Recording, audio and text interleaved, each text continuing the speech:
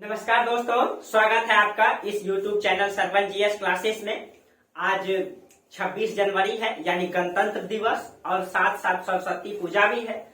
तो आप लोगों को इस गणतंत्र दिवस की और सरस्वती पूजा की बहुत बहुत शुभकामनाएं। आप लोग खूब मस्ती से झंडा फहराए होंगे और कहीं कहीं जो है कि इसके उद्देश्य को समझे होंगे। लेकिन क्या वास्तविक में हर स्थान में ये चर्चा होता है कि आज गणतंत्र दिवस क्यों मनाया जाता है, क्यों आज झंडा तोलन होता है, क्यों झंडा फहराया जाता है, क्यों राष्ट्रपति इस 26 जनवरी के शुभ अवसर पर झंडा तोलन करते हैं? इन सब चीजों का मूल उद्देश्य क्या है? सभी स्कूलों में, सभी सरकारी स्कूलों में, सभी प्राइवेट संस्थानों में भी झंडा फहराया जाता है। स्कूल से रैलियां निकाली जाती है। क्या वास्तविक में इसका उद्देश्य को कोई समझ पाते हैं? बहुत कम स्थानों में इसकी चर्चा होती है दोस्तों।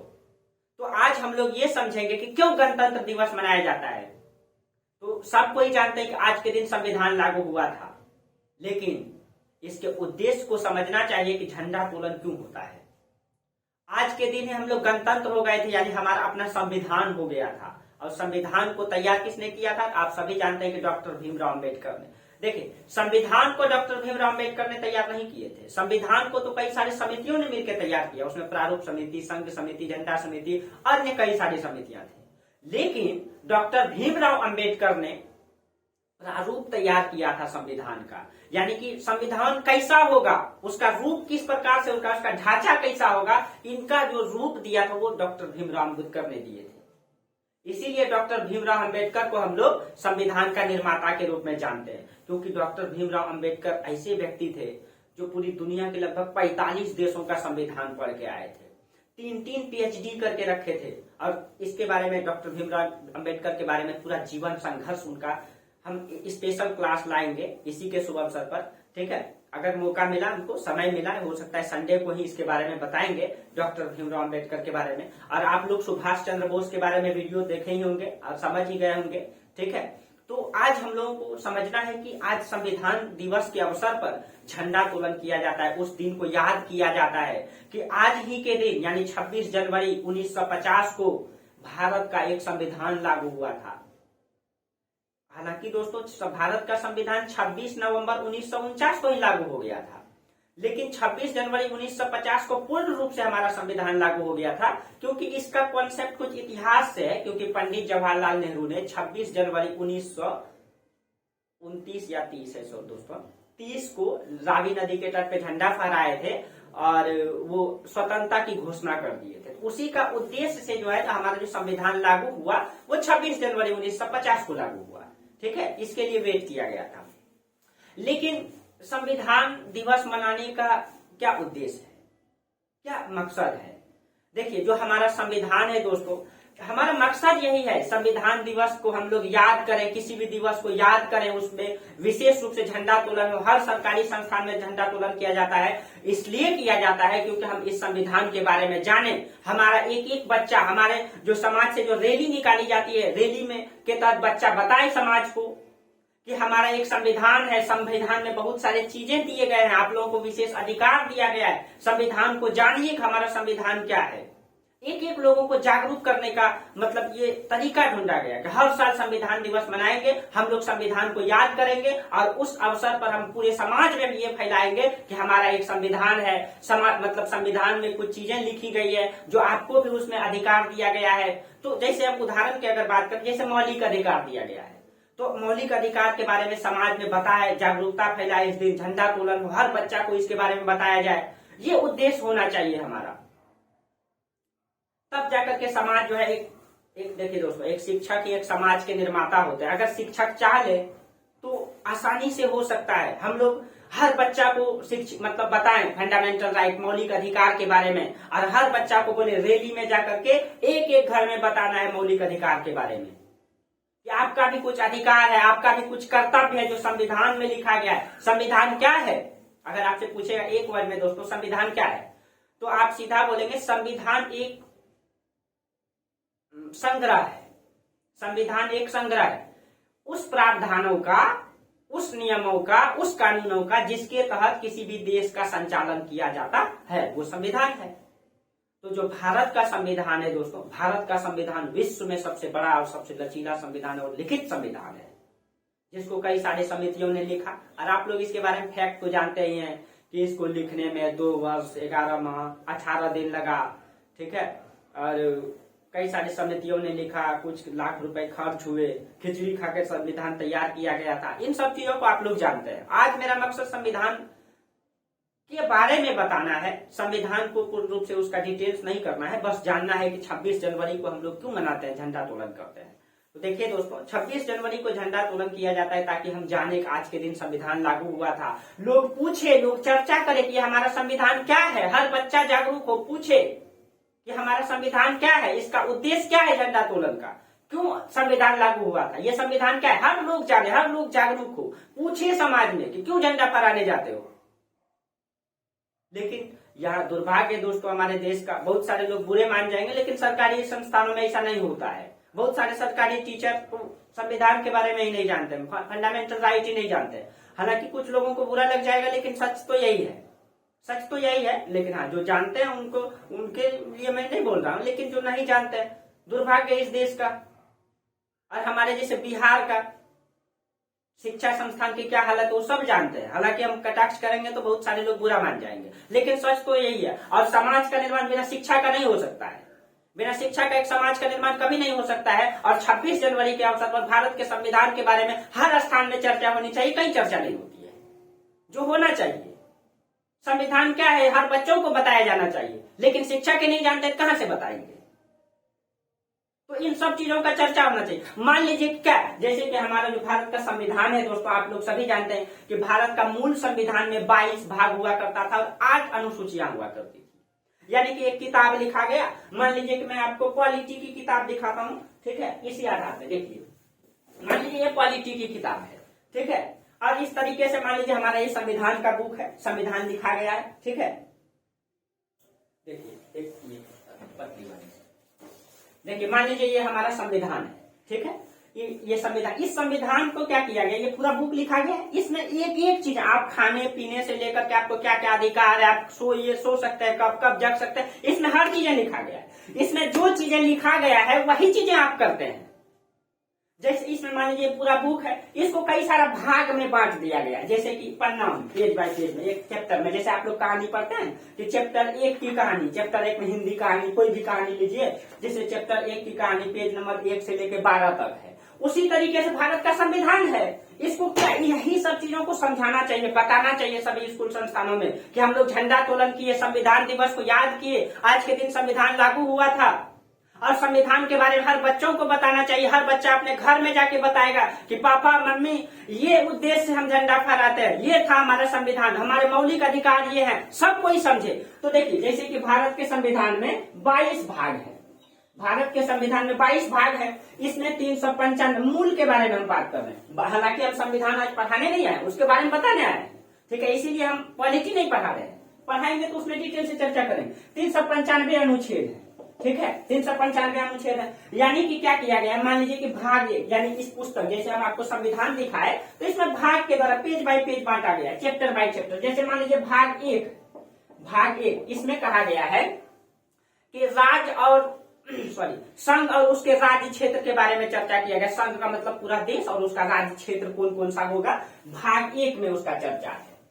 और उसमें अनुच्छेद 1 से 4 दे दिया गया है, 1 से 4 अनुच्छेद होगा, 1 से लेकर के 4। इसी तरह भाग 2 में नागरिकता दे दिया गया है, नागरिकता, ठीक है, नागरिकता इसमें 5 से 11 तक है। इसी तरह भाग 3 है आपका, भाग 3, इसमें क्या किया गया, मौलिक अधिकार दिया गया है, मौलिक अधिकार, यानी आपका क्या क्या अधिकार होगा। इसमें जो है 12 से 35 तक है। इसी तरीके से भाग कितना तक आ जाएगा आपका, भाग 22 तक आ जाएगा।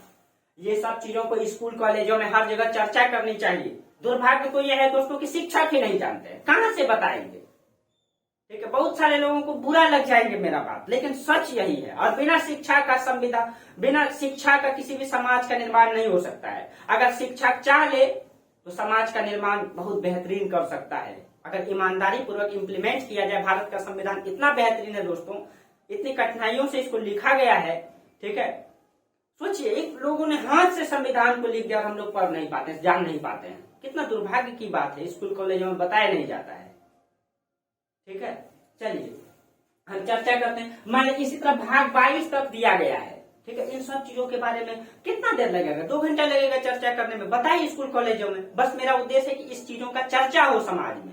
जैसे हम चर्चा, मान लीजिए इस तरीके से भाग 22 है, ठीक है, और इस तरह अनुच्छेद है बांटा हुआ है, 395 अनुच्छेद निकलेगा इस तरीके से, ठीक है। अब मान लीजिए हम अगर मौलिक अधिकार की ही चर्चा करें कि आपको मौलिक अधिकार, ये बच्चा जाके बताए समाज में कि हमारे पॉलिटी के यानी कि संविधान में हमको मौलिक अधिकार दिया गया है, मौलिक अधिकार जो हमारा मूल अधिकार होना चाहिए वो उस संविधान में 12 से 35 तक अनुच्छेद में लिखा गया है, भाग 3 में है। तो वो पूछेगा घर में कि ये भाग क्या है बेटा, पिताजी पूछेंगे तो बताएंगे वो। तो इससे जैसे हम इसके बारे में थोड़ा सा चर्चा करते हैं, मान लीजिए हम बात करें मौलिक अधिकार का, आप लोगों को थोड़ा सा बहुत डिटेल्स में तो नहीं जाएंगे क्योंकि हम पढ़ाएंगे आप लोगों को बहुत डिटेल से पढ़ाएंगे, जो अभी हम नहीं, अभी बस हम बता देते हैं कि मौलिक अधिकार क्या है, फिर भी हम चर्चा कर ही देते हैं फिर मिला जुला करके, ठीक है। मान लीजिए कि मौलिक अधिकार दिया गया हमारे संविधान, मौलिक अधिकार है यानी हमको कौन कौन सा अधिकार मिलना चाहिए, ठीक है, हर व्यक्ति को कौन कौन सा अधिकार दिया गया है।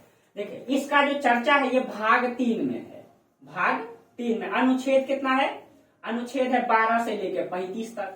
अब देखिए ये भाग 3 में 12 से 35 तक अनुच्छेद है, इसमें क्या क्या लिखा गया, आपको क्या क्या अधिकार दिया गया है, इसको थोड़ा सा हम बताने का प्रयास करते हैं, ठीक है। देखिए सबसे पहले भाग 3 में 12 से 35 तक आर्टिकल है, तो इसमें देखिए इसमें क्या क्या अधिकार दिया गया, एक एक करके लिख देते। जैसे सबसे पहले इसमें समता का अधिकार, ठीक है। अब देखिएगा सबसे पहले इसमें दिया गया है समता का अधिकार, समता का अधिकार, ठीक है। और ये कब कितना से कितना है, ये 14 से लेकर के 18 तक है, अनुच्छेद 14 से लेकर के 18 तक, ठीक है। बोलिएगा कि 12-13 कहाँ गया, तो वो सब बाद में डिटेल्स में चर्चा करेंगे, क्या परिभाषा है, क्या राज्य के बारे में दिया गया है। आर्टिकल 12 में राज्य के बारे में चर्चा किया गया, राज्य कौन सा होगा, ठीक है, वो सब हम चर्चा करेंगे, वाली चीजें पढ़ाएंगे। अभी देखिए हम मतलब आपको अधिकार बता देते हैं सिर्फ, जैसे समता का अधिकार 14 से 18, ठीक है। तो दूसरा में हो जाएगा आपका स्वतंत्रता का अधिकार 19 से 22, स्वतंत्रता का अधिकार अनुच्छेद 19 से 22, ठीक है। अब देखिए तीसरा में हो जाएगा आपका शोषण के विरुद्ध अधिकार। अभी इन सबको एक एक करके चर्चा कर देते हैं। शोषण के विरुद्ध अधिकार,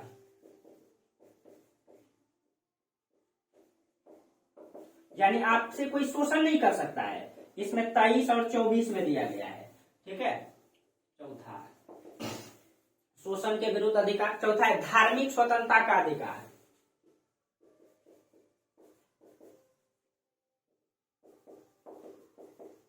धार्मिक स्वतंत्रता का अधिकार, ठीक है। इसमें हम लोगों को 7 प्रकार का अधिकार था, अभी वर्तमान में 6 ही है, ठीक है, वर्तमान में 6 है। उसके बाद संस्कृति और शिक्षा का अधिकार,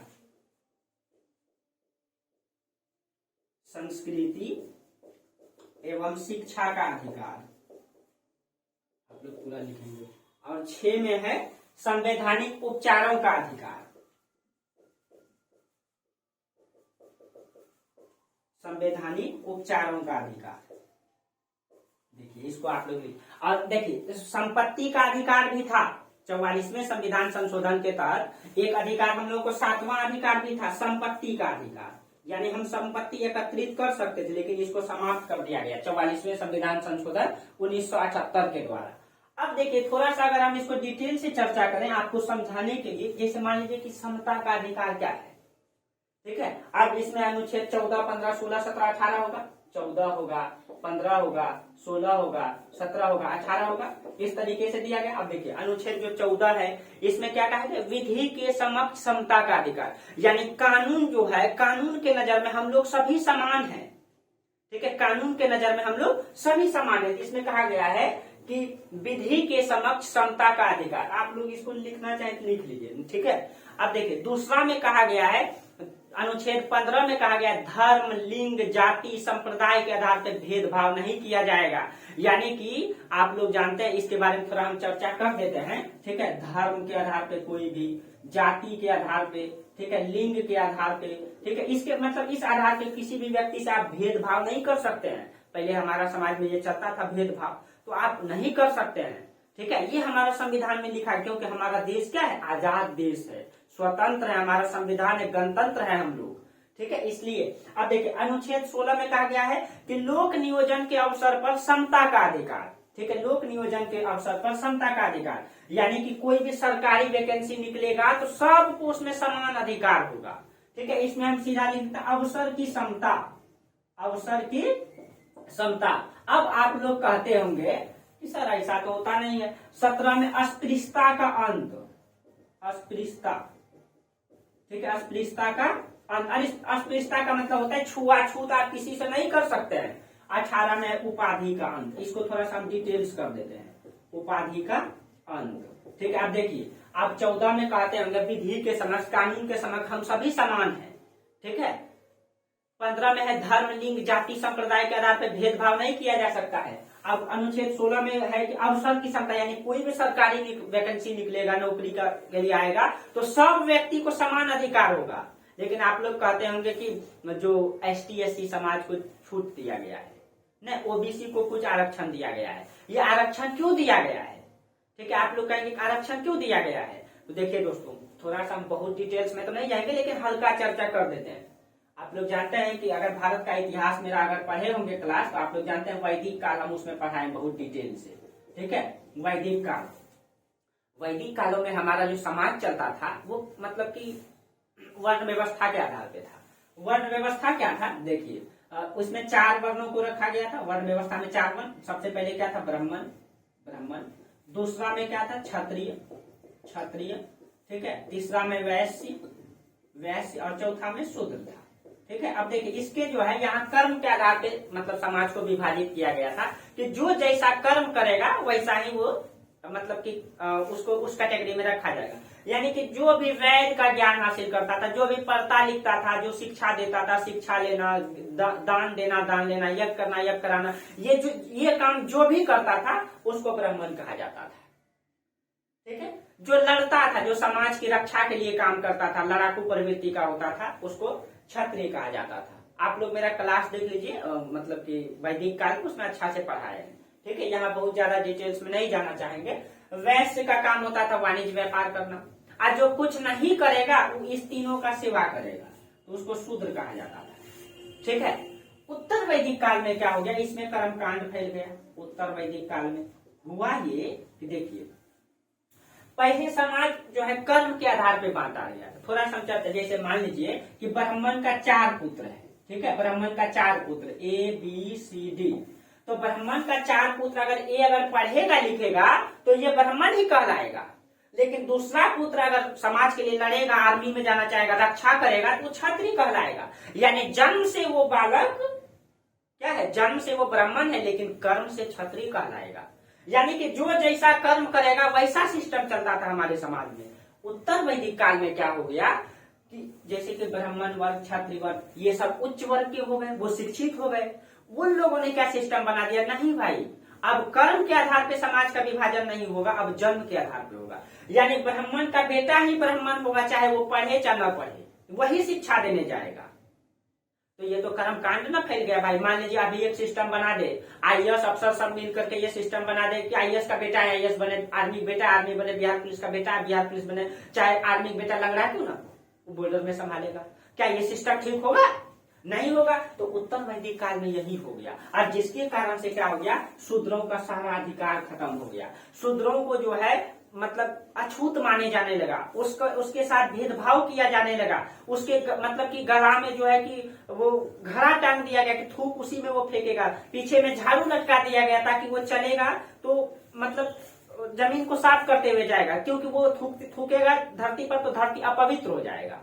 पैदल चलेगा तो उसका पैर निशान पड़ जाएगा तो उसका वो धरती अपवित्र हो जाएगा। इस कारण से शूद्रों को यहाँ पे अधिकार समाप्त कर दिया गया, ठीक है, अधिकार समाप्त कर दिया गया। जिस कारण से ये वर्ग क्या हो गए, जिस कारण से कुछ विशेष काल में, ठीक है, जो ब्राह्मण वर्ग रहे हैं, ठीक है, ब्राह्मण वर्ग रहे, मान लीजिए ये धरातल है तो ब्राह्मण वर्ग की स्थिति यहाँ तक आ गई और शूद्र वर्ग धरती पे दबे रह गए, इनको कुछ अधिकार ही नहीं दिया गया, अधिकार ही नहीं था। जब भारत का संविधान लिखा जाने लगा तो उस समय क्या हम लोग किए कि उस समय जो है भारतीय नेताओं ने, ठीक है, सभी ने मिल करके बोला नहीं भाई ऐसे तो नहीं होगा समाज का निर्माण, इसमें क्या किया गया, ये जो ब्राह्मण वर्ग था जो ऊपर उठ गया था, बोला इसको कोई अधिकार नहीं दो, इसको अधिकार देकर के बराबर कर दो। जब इसको अधिकार देके बराबर कर दो, जब ये बराबर हो जाएगा ना, इक्वल हो जाएगा, तब विशेषाधिकार खत्म कर देंगे, आरक्षण खत्म कर देंगे। ठीक है, यानी कि इसको स्टॉप कर दिया, इसको आरक्षण दिया। जैसे नौकरी लेने जाते हैं, ST SC का आर्मी में हाइट होता है 65 सेंटीमीटर और OBC का जनरल कैटेगरी का 170 होता है। तो अब शिक्षा में भी अधिकार, यानी कि उसको कम नंबर लाना होगा। क्यों भाई? क्योंकि उसके साथ एक विशेष काल में जो है शोषण हुआ है और उनका मानसिक विकास नहीं हो पाया शोषण के कारण। इसीलिए सरकार सोचा उसको हम आरक्षण देके ऊपर उठा देते हैं, जब ये बराबर में आ जाएगा फिर सबको क्या करेंगे, इक्वल कर देंगे। इसीलिए संविधान में लिखा तो गया है अवसर की समता, लेकिन वर्तमान में ये लागू नहीं है। जब ये बराबर हो जाएगा तब क्या किया जाएगा, उसको लागू कर दिया जाएगा। तो इन सभी के बारे में चर्चा होना चाहिए कि नहीं दोस्तों, इस गणतंत्र दिवस के अवसर पे। समाज जानेगा क्यों ऐसा होता है, समझेगा, हर व्यक्ति तार्किक होगा, संविधान के बारे में जानना चाहेगा, जागरूक होगा। ठीक है, बस मेरा उद्देश्य यही था कि आप समझें। जैसे छुआछूत का, उस समय छुआछूत होता था दोस्तों समाज में, आप लोग सभी इससे परिचित भी होंगे। ठीक है, किस तरीके से समाज में छुआछूत, उसके तहत समाप्त कर दिया। अब आप छुआछूत नहीं कर सकते हैं। अगर ये मौलिक अधिकार है, अगर आप इसका हनन होता है तो आप डायरेक्ट सुप्रीम कोर्ट अपना मतलब गुहार लगाने जा सकते हैं, डायरेक्ट सुप्रीम कोर्ट। ठीक है, आप कहीं नहीं रुके, डायरेक्ट अगर आपके मौलिक अधिकार का आपके साथ हनन हुआ है तो आप डायरेक्ट सुप्रीम कोर्ट चल जाए। अगर आपसे कोई छुआछूत किया है, ठीक है, कि आप इस जाति को तुम्हारे साथ नहीं बैठेंगे, तो आप डायरेक्ट सुप्रीम कोर्ट जा सकते हैं अपनी केस को लेकर के। ठीक है, यानी मौलिक अधिकार में जितना भी तत्व आएंगे वो सब सुप्रीम कोर्ट में जा सकते हैं। ठीक है, जैसे कि धर्म, जाति, लिंग के आधार पर आप भेदभाव नहीं कर सकते हैं कि ये इस धर्म का है, भेदभाव ऐसा नहीं हो सकता है देश में। यही उद्देश्य है इस मतलब गणतंत्र दिवस को समझने का। ठीक है, तो ये हो गया आपका, इसको हम लोग कहते हैं एक ये हो गया आपका समता का अधिकार 14 से 18। ठीक है, हम बहुत ज्यादा डिटेल्स में नहीं जाना चाहते, बस मेरा उद्देश्य है कि आपको बताएं थोड़ा सा मौलिक अधिकार। स्वतंत्रता का अधिकार 19 से 22 है। स्वतंत्रता का अधिकार का मतलब अब क्या है, थोड़ा सा हम इसमें चर्चा कर दें। ठीक है, अब देखिए,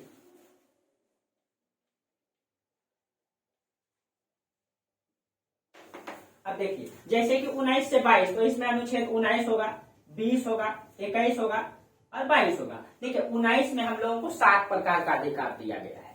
ठीक है, आप कोई भी काम करते हैं ये संविधान में लिखा गया है। जैसे 19 में जो है 19 का ABCDEFG तक दिया गया है इसमें। ठीक है, 19 का ABCDEFG ये तक। जैसे ए में इसमें क्या कहा गया, 19 का ए में बोला गया है कि बोलने का, प्रेस की स्वतंत्रता, झंडा फहराने की स्वतंत्रता है। यानी कि आप बोल सकते हैं, हम आपके सामने कुछ भी बोल रहे हैं, कुछ भी का मतलब ये नहीं दोस्तों मतलब दंगा भड़काना, ऐसा नहीं। ठीक है, हमको बोलने का पूरा अधिकार है, मतलब कि हर परिप्रेक्ष्य में। तो अगर आप बोलते भी हैं कि संविधान में लिखा गया है तब आप बोलते हैं। झंडा फहराने का अधिकार, ठीक है, इसमें लिखा गया है तब आप झंडा फहराते हैं। अगर नहीं रहता झंडा फहराने का अधिकार तो झंडा नहीं फहरा सकते। प्रेस की स्वतंत्रता, मीडिया वाला आता है मुंह में माइक घुसा देता है, बोलो ये कैसे, उसको अधिकार दिया गया है ताकि वो देश को बता पाए। ठीक है, तो अनुच्छेद 19 के तहत उनको अधिकार मिला गया है। यही सब चीजें समाज में चर्चा होनी चाहिए ताकि समाज का हर लोग समझे कि आज हम झंडा क्यों फहराते हैं, क्या है संविधान। ठीक है, जैसे अब 19 में, अब बी में क्या कहा गया, 19 का बी में कहा गया है, बी में कहा गया बिना शस्त्र के शांतिपूर्वक एकत्रित होने और सभा आयोजित करने का अधिकार। यानी आप कहीं पे बिना अस्त्र शस्त्र, गोली बंदूक, भाला तलवार बिना ले करके, यानी वो सब नहीं रहेगा, शांतिपूर्वक बैठ के आप सभा आयोजित कर सकते हैं। तो उन सब का अधिकार इसमें लिखा गया है। तब हम लोग देखते हैं समाज में मीटिंग होता है, शादी विवाह से पहले मीटिंग बुलाया जाता है। क्यों? हाँ, वही तलवार भाला लेके बैठिएगा तब उसका अधिकार नहीं है, तब आपको पकड़ के लेके जाए। क्या कर रहे भाई, मीटिंग बना रहे हो, गोला बारूद लेकर कहीं प्लानिंग है का, तो ये सब नहीं चलेगा। लेकिन शांतिपूर्वक आप कर सकते हैं। बी में ये कहा गया। सी में संस्था और संघ बनाने की स्वतंत्रता। देखते हैं हमारे देश में कई सारा संस्था चलता है, एनजीओ चलता है, वो किसके तहत, यह इसी के तहत, सी के तहत अधिकार दिया गया। आप कोई संस्था बना सकते हैं समाज के कार्य कल्याण के लिए या किसी भी कार्य के लिए। आप लोग कौन कौन कमेटी बना लेते हैं, क्रिकेट कमेटी, वो सब, ये सब कैसे बनता है, ये सब अधिकार दिया गया है तब तो। नहीं तो अंग्रेजों के समय में ऐसा नहीं था। अंग्रेजों के समय में ऐसा रहता दोस्तों तो भगत सिंह जैसे क्रांतिकारियों का अकेला फांसी पे लटकना नहीं पड़ता। इस देश के निर्माण के लिए कितने क्रांतिकारियों ने, कितने सारे लोगों ने बलिदान दिया, इन सब चीजों को समझने की जरूरत है। ठीक है, तो यहाँ ये है। अब देखिए सी, अब डी में क्या कहा गया, स्वतंत्रता पूर्वक देश में आवागमन, यानी आप पूरे भारत में कहीं भी घूम सकते हैं। कुछ विशेष क्षेत्रों को छोड़ के है, जैसे जम्मू कश्मीर पहले था, अब तो उसको खत्म कर दिया। और कुछ राज्य है, नागालैंड है, मिजोरम है, त्रिपुरा, उन सब राज्य का जो कुछ क्षेत्र है ना, जो जनजातीय मतलब क्षेत्र है, वहां नहीं जा सकते हैं, लेकिन उसके लिए विशेष परमिट की जरूरत होता है। उसको इनर लाइन परमिट कहा जाता है, ILP। ठीक है, वो सब के बारे में जब पॉलिटी पढ़ाएंगे तो हम चर्चा करेंगे। आप भारत, लेकिन हाँ, भारत के पूरे क्षेत्रों में जो आज घूम रहे हैं आप, कहीं भी ट्रेन पकड़े चलने जम्मू कश्मीर घूम रहे मस्ती से, कैसे, इसमें अधिकार दिया गया है। ठीक है, तो आप इन सब चीजों को जाने, मुझे घूमने का अधिकार है, मुझे बोलने का अधिकार है, मुझे झंडा फहराने का अधिकार है, फलां अनुच्छेद में दिया गया है, यही बताने का उद्देश्य था मेरा। ठीक है, उसके बाद ई में कहा, देश के किसी भी भूभाग में, ठीक है, बसने, स्वतंत्रता पूर्वक रहने का अधिकार, यानी आप भारत देश का किसी भी राज्य में जाके जमीन खरीद के बस सकते हैं, कुछ विशेष क्षेत्रों को छोड़ के। पहले जम्मू कश्मीर भी था, अब उसको भी खत्म कर दिया। नरेंद्र मोदी की सरकार ने बहुत अच्छा भी काम किया ना, ये सराहनीय बात है, और बहुत मतलब ताकतवर नेता ही ऐसा कर सकता था। ठीक है दोस्तों, देखिए बहुत सारा विरोध का भी बात होता है, लेकिन मेरा मानना यह है कि देखिए सरकार को हर काम जो करती है, सरकार कोई भी काम करती है अपने हित में करती है, लेकिन अगर सरकार कुछ काम जनता के पक्ष में करे, सरकार को सपोर्ट करना चाहिए, सभी जनताओं को। लेकिन सरकार अगर लगे कि जनता के हित में नहीं है तो उसका व्यापक विरोध होना चाहिए। लेकिन विरोधी का काम ही होता है विरोध करना, अच्छा भी काम करेंगे विरोध करना है। ठीक है, तो ऐसा नहीं है। मेरा मानना है कि अगर समाज के हित में कोई काम हो रहा है तो समाज मिलकर सपोर्ट करे। ठीक है, चलिए अब देखिए इस तरीके से अधिकार दिया गया, जैसे एक्ट में संपत्ति का अधिकार, जिसको खत्म कर दिया गया, ये एक्ट में संपत्ति का अधिकार। अभी हम लिख के नहीं पढ़ाएंगे, जब पॉलिटी पढ़ाएंगे तब बताएंगे। बस मेरा मकसद है कि आप जाने। अब देखिए जी में किसी भी प्रकार के व्यवसाय करने, आप किसी भी प्रकार का वाणिज्य व्यापार व्यवसाय कर सकते हैं जो संविधान में दिया गया है। ठीक है, व्यापार करने का स्वतंत्रता है, तब जाकर के आप व्यापार कर पाते हैं, नहीं तो व्यापार भी नहीं कर पाते। तो इस प्रकार से आपका कौन सा जो है स्वतंत्रता का अधिकार दिया गया, आप इस तरीके से अधिकार का उपयोग कर दें। जैसे आपका है शोषण के विरुद्ध अधिकार, आपसे कोई शोषण नहीं कर सकता है। ठीक है, जैसे हम अगर चर्चा कर दें, मान लीजिए इसमें कौन कौन सा है, देखिए अब शोषण के अधिकार। ठीक है, अब ये 23-24 में है, और अनुच्छेद 23 और अच्छा 22 छूट गया ना, जरूर पहले अब 19 से खाली चर्चा की है ना, 21, 22, अब 21, 22 छूट गया है। ठीक है, अब देखिए जैसे 20 भी छूटा है ना, 20 भी। ठीक है, जैसे 20 में क्या दिया गया है, अनुच्छेद 20 में कहा गया अपराध के लिए दोषित व्यक्ति के संबंध में कहा गया कि कोई व्यक्ति अपराध करेगा तो उसके संबंध में क्या क्या कानून होगा। इसमें 3 प्रकार का संरक्षण दिया गया है किसी भी अपराध के। जैसे अपराध के लिए व्यक्ति को एक ही बार सजा हो सकता है। ठीक है, मान लीजिए कि ए नाम का व्यक्ति ने किसी की हत्या कर दिया और उसको जो है कि सजा हो गया 2 साल का, मान लीजिए यार कुछ भी 7 साल का सजा हो गया, लेकिन बाद में पता चला कि वो व्यक्ति नहीं मरा है। यानी ए नाम का व्यक्ति, देखिए मान लीजिए ए नाम का व्यक्ति ने बी नाम का व्यक्ति को मारा, इसको मार दिया, तो इस व्यक्ति को 7 साल की सजा हो गया, लेकिन बाद में पता चला बी नाम का व्यक्ति जिंदा है, तो ये तो बेचारा 7 साल का भुगतान कर लिया है। अब ये अगर इसको मार भी देगा तो इसको सजा नहीं होगा, तो भाई पहले भुगत चुका है। अब इस पे डिपेंड करता है इसको मारे कि न मारे। ठीक है, तो इस पर एक फिल्म भी बना है। ठीक है, शायद अमिताभ बच्चन का फिल्म है, ध्यान में नाम तो नहीं, लेकिन आप लोग देखे होंगे, कमेंट जरूर कीजिएगा। ठीक है, तो इस तरीके से अधिकार दिया गया 20 में। 20 में 3 प्रकार का, एक तो वो हो गया। ठीक है, एक वो, दूसरा वर्तमान कानून के तहत ही व्यक्ति को सजा दिया जा सकता है। मान लीजिए कि वर्तमान कानून का मतलब क्या हो गया, मान लीजिए कि ए नाम का व्यक्ति है, अभी 2000 मान लीजिए कि 22 में अपराध किया। 22 में क्या किया, ए नाम का व्यक्ति ने बी नाम का व्यक्ति को जो है ना, इसका कपाड़ फोड़ दिया मार के। अब मार के कपाड़ इसका फोड़ दिया, तो कपाड़ फोड़ने का जो कानून था 2022 में ये था कि उसको 3 साल जेल दिया जाए प्लस 500 का जुर्माना लगेगा उसको। अब इस व्यक्ति को कोर्ट जो है दौड़ाते दौड़ाते सजा 2023 में दे रहा है, और 2023 में कानून चेंज हो गया है कि कपाड़ फोड़ने का सजा जो है 5 साल का होगा, और प्लस में 500 की जगह 1000 होगा। तो ऐसा नहीं होगा कि इसको 2023 के तहत सजा मिलेगा, नहीं, ये व्यक्ति जब कपार फोड़ा था उसका, उसी के समय उसको जो है कि ये सजा मिलेगा।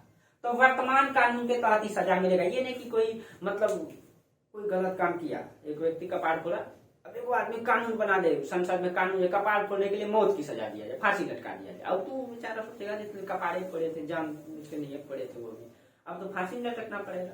तो इसीलिए मतलब यहाँ गलती हो जाएगा। इसीलिए इसका प्रावधान क्यों लाया गया, इन सब के बारे में हम लोग क्वालिटी में पढ़ेंगे। मेरा मकसद है कि आप जाने कि संविधान दिवस क्यों मनाया जाता है। ठीक है, बस थोड़ा सा चर्चा करते हैं इन सभी के बारे में, उसके बाद ज्यादा डिटेल्स में नहीं जाएंगे, लेकिन हमारे समाज में इसके बारे में चर्चा होनी चाहिए। हम क्वालिटी पढ़ाएंगे दोस्तों तो हम सब चीजें बताएंगे ही। मेरा मकसद था कि लोग जाने समझे कि संविधान दिवस क्यों मनाया जाता है, झंडा क्यों फहराया जाता है। ठीक है, चलिए बाकी देखिए, थोड़ा सा चर्चा करिए। तो जैसे 21 में है, 21 में भी 2 प्रकार का अधिकार दिया गया है। ठीक है, जैसे कि मतलब प्राण और दैहिक स्वतंत्रता का अधिकार है उसमें, यानी कि कोई भी व्यक्ति जो है, इसमें लिखा ये गया है, संरक्षण कानून प्रक्रिया के तहत दंड व्यवस्था को छोड़कर किसी व्यक्ति के जीवन और व्यक्तिगत स्वतंत्रता से उसको वंचित नहीं किया जा सकता। यानी कि एक सामान्य व्यक्ति को मतलब क्या कहते हैं, मतलब अच्छे से जीने का अधिकार, वो वर्ड मेरा दिमाग में नहीं आ रहा है,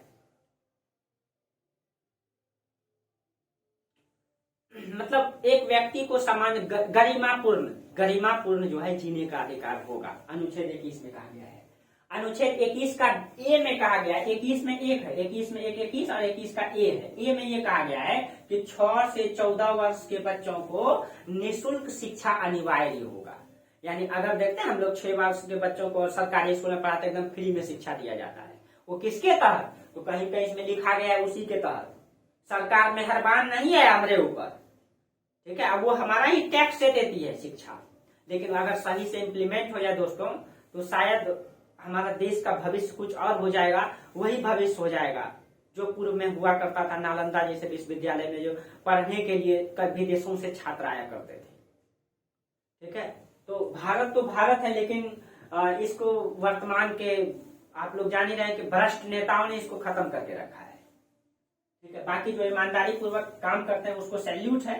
ठीक है, अब देखिए अनुच्छेद 22 में है गिरफ्तारी के विरोध में संरक्षण दिया गया है। अनुच्छेद 22 में भी 3 प्रकार का अधिकार दिया गया है, 1, 2, ठीक है, 3। देखिए इसमें ये कहा गया है, 22 का ए में ये है कि अगर किसी व्यक्ति को पुलिस गिरफ्तार करती है, ठीक है, हिरासत में लेती है, कारण बताना होगा। भाई हम क्यों, मतलब कि आप हमको गिरफ्तार कर रहे हैं, पहले कारण बताइए। गांव समाज में क्या आता, पुलिस उठा के चल दिया, क्या पता गांव के लोगों को। यही सब चीजें समाज के लोगों को जानना चाहिए, समझना चाहिए, आपके पास ये अधिकार है। ठीक है, तो ए में कहा गया है कि पुलिस अगर किसी व्यक्ति को गिरफ्तार करेगा तो उसका कारण बताएगा। दूसरा में ये कहा गया है कि गिरफ्तार किए गए व्यक्ति को 24 घंटे के अंतर्गत न्यायालय में पेश करेगा। यानी मान लीजिए कि कोई व्यक्ति को गिरफ्तार, पहले तो वो कारण बताएगा कि हम गिरफ्तार किए, गिरफ्तार करने के बाद अगर गिरफ्तार कर लेता है तो जेल में उसको 24 घंटा से ज्यादा नहीं रख सकता है। अगर 24 घंटा से ज्यादा रखेगा तो फिर उल्टा पुलिस पे कार्रवाई हो जाएगा। 24 घंटा के अंतर्गत उसको न्यायालय में पेश किया जाना चाहिए, आने जाने का समय को छोड़ के। अगर ऐसा नहीं करता है, अगर मान लीजिए कुछ कारण से, तो उसको रिपोर्ट देना होगा। और एक बात ये, महिला को जो है महिला पुलिस ही गिरफ्तार कर सकती है। ये सब अधिकार दिया गया है समाज में। तो आज के दिन इस पे विशेष चर्चा होनी चाहिए। हर जगह पे माइक लगाया जाता है, बाजा लगाया जाता है, डीजे डांस होता है, लेकिन इसके बारे में चर्चा ही नहीं होता है। ये उद्देश्य नहीं होना चाहिए देश में संविधान दिवस मनाने का। समझना चाहिए लोगों को, हर जगह चर्चा होनी चाहिए इसके बारे में। माइक लगा करके शायद चर्चा हो, एक एक लोग समझेगा, सामान्य भाषा में बताया जाए उनको, तो क्यों नहीं समझेगा। कम से कम कुछ तो जानेगा लोग, समाज में जो शोषण है वो खत्म हो जाएगा, जागरूक होगा। मेरा मकसद यही है, समाज के लोग जागरूक हो, ठीक है, जाने समझे, तर्क करे और तार्किक बने। ठीक है, जैसे 3 नंबर में 22 का 3 में ये कहा गया है कि हिरासत में लिए गए व्यक्ति को अपनी पसंद से वकील की सलाह दे। यानी कि अगर आपको पुलिस गिरफ्तार करके सबसे पहले कारण बताएगा, दूसरा 24 घंटा के अंतर्गत कोर्ट में पेश करेगा, उसके बाद आपके अपने मर्जी के अनुसार से वकील चुनने का अधिकार है। यानी कि अगर आपको जेल में बंद है, पुलिस आपको मतलब कि वकील ला के देगा, अपना पसंद है, वो भी आपका पसंद है, पुलिस अपना पसंद से नहीं, आपका पसंद से। ताकि आप अपने बातों को सही तरीके से कोर्ट में पेश कर पाए। सर मैंने गलती नहीं की है, मुझे जबरदस्ती गिरफ्तार किया गया है। ठीक है, तो इन सब चीजों के बारे में, यही सब चीजें की जागरूकता होनी चाहिए हमारे समाज में। ठीक है, जैसे अब एक है आपका मतलब ये शोषण के विरुद्ध अधिकार 23-24 में, यानी कि शोषण के विरुद्ध में देखें 23 में कहा गया है कि मनुष्य का जो है क्रय विक्रय नहीं हो सकता है, खरीद बिक्री मनुष्य को नहीं कर सकते हैं आप। ठीक है, जबरदस्ती किसी से काम नहीं करवा सकते, पहले होता था जबरदस्ती काम करवाया जाता था, वो शोषण हो गया ना। एक मनुष्य इस धरती पर स्वतंत्र रूप से जन्म लिया है, आप हर व्यक्ति लिया है, लेकिन समाज में क्या होता था, उच्च वर्ग निम्न वर्गों पे जबरदस्ती काम करवाता था, शोषण करवाता था, पेट भर भोजन देकर के दिन दिन भर काम करवाता था। इसीलिए संविधान में लिख दिया गया कोई व्यक्ति शोषण नहीं कर सकता है, बच्चों को बेच नहीं सकता है। ठीक है, इसी में दूसरा में कहा गया है बाल, यानी किसी भी बच्चे को अगर 14 वर्ष से मतलब कम उम्र का है तो उसको कल कारखाने में आप काम करने के लिए नहीं भेज सकते, नहीं तो जेल हो जाएगा। ठीक है, तो यही सब चीजें लिखा गया है। धार्मिक स्वतंत्रता का अधिकार, इसमें देखिए डिटेल्स में जाएंगे, बहुत लंबा है दोस्तों। मेरा मकसद था सिर्फ इतना कि समाज में संविधान दिवस के बारे में चर्चा हो, जाने बताए संविधान क्या है, क्या मौलिक अधिकार उसमें चर्चा किया गया है, ताकि हर बार अगर ऐसा चर्चा होगा तो धीरे धीरे बच्चा जागरूक होगा। और ये होना चाहिए, और आप लोग कमेंट करके जरूर बताइएगा क्या ऐसा होना चाहिए या नहीं होना चाहिए। इससे एक बेहतर समाज का निर्माण हो सकता है। अगर एक टीचर चाहे तो ऐसा हो सकता है। ठीक है, और करना भी चाहिए दोस्तों। देखिए अब बहुत ज्यादा कटाक्ष हम नहीं करेंगे दोस्तों, क्योंकि बहुत सारे लोग होंगे जो इस विचारधारा के विरोधी होंगे, लेकिन मेरा मकसद वो नहीं है। ठीक है, अगर आपको इस बात में किसी भी बात का बुरा लगे तो मेरा वो मकसद नहीं है। मेरा मकसद है कि समाज तार्किक बने, जाने समझे, क्यों संविधान दिवस मनाए, झंडा फहराए, जलेबी बांटे। ठीक है, लेकिन मूल उद्देश्य जो है संविधान के बारे में जानना, वो तो कहीं चर्चा ही नहीं हुआ, मैंने देखा कहीं चर्चा नहीं हुआ। दूसरा चीज ये दोस्तों, आप लोग जो सरस्वती पूजा मनाते हैं, मुझे उससे कोई बुरा नहीं लगता है। बुरा ये लगता है कि मतलब दिन दिन भर रात रात भर डीजे बजाते हैं और उसका दुरुपयोग होता है कहीं कहीं। पूजा करने का मकसद है कि एक जो दिल से होती वो करना चाहिए ना। ठीक है, तो ये जो गलत चीजें हैं समाज से, इसका थोड़ा ठीक नहीं लगता है ये चीजें। ठीक है, मेरा भी बगल में दिन दिन भर डीजे बजा दिया है, क्लास बंद करना पड़ गया, इसीलिए मुझे बुरा लगा। ये नहीं होना चाहिए। चलो भाई ठीक है, बना रहे हो, अच्छा बात है। ठीक है, प्लस में तो एक स्टूडेंट का तो कोई जाति धर्म संप्रदाय नहीं होना चाहिए। अगर आप इतिहास पढ़ेंगे, गहराई से अध्ययन करेंगे, ठीक है, आप सोचिए जो बीपीएससी दे रहे हैं, आप लोग सब बीपीएससी पढ़ते हैं, ठीक है, आईएएस का कोई तैयारी करते हैं, कोई पीसीएस का करते हैं। ठीक है, तो आपके पास एक निश्चित समय होता है और आप जानते हैं कि 18 वर्ष से लेकर के आपके पास 25 से 28 वर्ष होता है, जो आप पूर्ण रूप से अगर दे दें, किसी भी क्षेत्र में अगर मेहनत कर दें, वो आपसे कभी दूर नहीं हो सकता है आपसे कभी। और मैं इसका खुद उदाहरण हूं, मैं खुद उदाहरण हूं। अगर इस उम्र को आप मतलब 24 घंटा को 24 घंटा मान करके अगर ईमानदारी पूर्वक मेहनत करें, उसके सिलेबस को खत्म कर दें, ठीक है, इन सभी चीजों को भूल करके, पूजा पाठ धर्म संप्रदाय इन सब चीजों से दूर हट करके, ठीक है, उसके बाद आप मानिए, मना नहीं करते, मानिए। ठीक है, लेकिन अगर इस उम्र को अगर सही स्थान पे अगर लगा दिए तो आपसे ज्यादा बेहतर भविष्य कोई नहीं बना सकता है। ठीक है, लेकिन इस उम्र में कई सारा पड़ाव होता है दोस्तों। इस उम्र में हमारी जवानी भी उफान मारती है और इस उम्र में हमारा संघर्ष भी होता है और इस उम्र यही उम्र है हमारा जो कुछ करने के होता है। तो बस आपके ऊपर है कि आपको किस रास्ते पे मुड़ना है, किस ओर आपको जाना है और अपने बेहतर भविष्य का निर्माण। अगर इस उम्र को अगर आप सही ईमानदारी पूर्वक झोंक दें, ठीक है, तो आप एक बेहतर भविष्य का निर्माण कर सकते हैं। आपके पास यहाँ पे दो रास्ता निकलती है यहीं से, इसी उम्र से। ठीक है, एक गलत की ओर जाता है और एक सही की ओर जाता है। अगर आपके रास्ता में अगर सही पड़ाव आ जाए, अगर आप सही रास्ते पे ईमानदारी पूर्वक मेहनत कर दें, तो शायद आपके भविष्य को कोई रोक नहीं सकता है आगे बढ़ने से। ठीक है, चलिए, तो ये मेरा अनुभव था दोस्तों, जहां तक मुझे पता है कि ऐसा ही होना चाहिए। ईमानदारी पूर्वक अगर मेहनत कर दें तो कोई भी लक्ष्य जो है दूर नहीं हो सकता है। चलिए, बाकी आप लोगों को अगर क्लास अच्छा लगे, किसी को बुरा लगा, ठीक है, तो मुझे माफ करिएगा, लेकिन सही बात तो यही है दोस्तों। ठीक है, और अगर क्लास अच्छा लगा हो, ठीक है, तो आप लोग कमेंट करके जरूर बताइएगा। ठीक है, बाकी आप लोग शेयर भी कीजिएगा, ठीक है। चलिए, तो आप लोग गणतंत्र दिवस खुशी से मनाइए, ठीक है, लेकिन इसके बारे में, संविधान के बारे में जरूर चर्चा कीजिए आपस में बैठ करके, ठीक है। कुछ टॉपिक को बताइए, क्या संविधान है, कहाँ से, अपने गार्जियन को बताइए, सबको। सब चर्चा करने से क्या होगा ना, समाज के हर लोग जानेंगे, समझेंगे, शोषण खत्म हो जाएगा, ठीक है। और इस उद्देश्य से हम संविधान दिवस को, कितना अच्छा सिस्टम है कि हर वर्ष हम लोग झंडा फहराते हैं, शान से राष्ट्रीय मिठाई जलेबी खाते हैं, और राष्ट्र मिठाई के साथ साथ अगर अच्छा अच्छा मीठे मीठे वर्डों में संविधान के बारे में चर्चा हो, हर बच्चा जानेगा हमारा मौलिक अधिकार है। बच्चा बच्चा बोलेगा, हमको बोलने का अधिकार है सर, हम बोलेंगे जय हिंद जय भारत, क्या?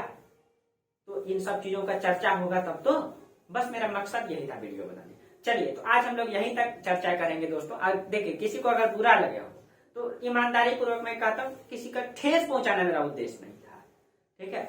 चलिए, तो आज यहीं तक चर्चा करते हैं। तब तक के लिए आप लोगों को बहुत बहुत धन्यवाद। Thank you.